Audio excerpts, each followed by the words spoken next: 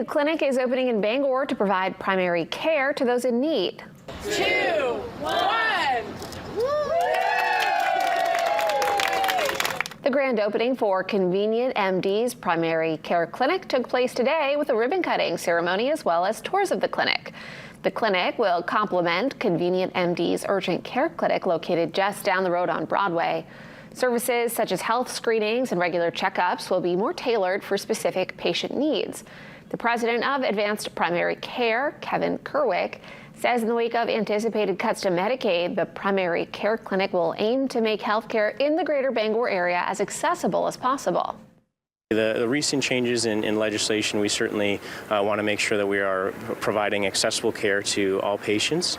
And for us, that means making sure we have smaller panel sizes, more time with our providers. We make sure that you will have an enriched relationship with your primary care provider. Accessibility doesn't just mean your ability to be seen, but also to be heard and also to access us outside of hours and digitally as well. The first day open for patients is August 4th. The clinic is currently accepting 4 insurance companies: Medicare, Anthem Blue Cross, Athena, and Cigna, with plans to expand in the future.